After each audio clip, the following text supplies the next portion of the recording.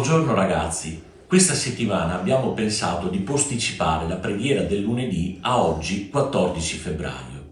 Il motivo è molto semplice.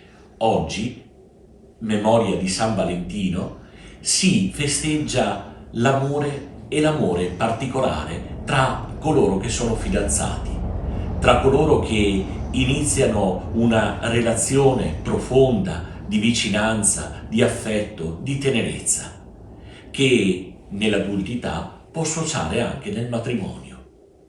Oggi allora vorrei davvero invitarvi a ringraziare il Signore per il dono dell'amore, che è ancora di più dell'amicizia, che va ancora più in profondità. È il dono totale di sé all'altra persona. Vivere l'amore richiede libertà interiore, ma richiede anche responsabilità.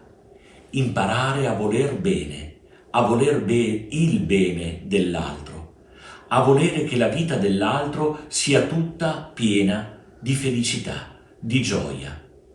Ecco l'augurio allora che faccio in modo particolare ai fidanzati. Nella giornata di San Valentino, in molte parti del nostro territorio, viene consegnato anche un piccolo segno. È il segno della chiave. Ci sono diverse interpretazioni di questo simbolo. A me piace pensare che la chiave sia il segno della fedeltà proprio delle persone che si donano a un'altra persona. Il fidanzamento è questo e quindi è il segno della fedeltà. Una chiave che non chiude, ma una chiave che apre ad una relazione autentica, vera, profonda.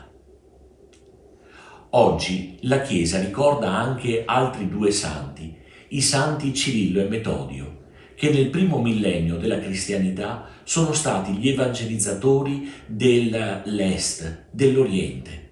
Hanno portato l'annuncio del Vangelo, la gioia del Vangelo, fino agli estremi confini nella Russia, nelle terre moldave.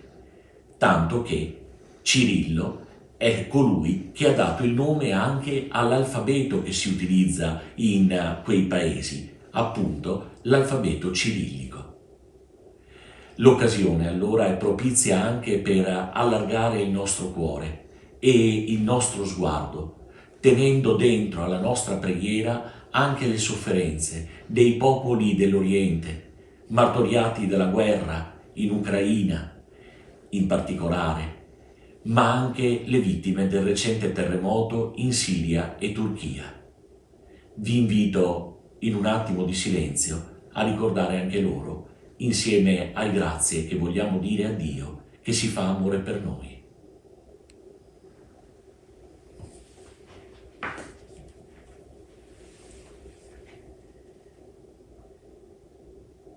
L'amore è grande, è benevolo l'amore. Non è invidioso, non si vanta, non si gonfia d'orgoglio, non manca di rispetto, non cerca il proprio interesse, non si adira, non tiene conto del male ricevuto, non gode dell'ingiustizia, ma si rallegra della verità. L'amore tutto scusa, tutto crede, tutto spera, tutto supporta. Con queste parole tratte dalla prima lettera ai Corinzi di Paolo, desidero ancora una volta rinnovarvi il mio augurio assieme alla mia preghiera. Nel nome del Padre e del Figlio e dello Spirito Santo. Amen.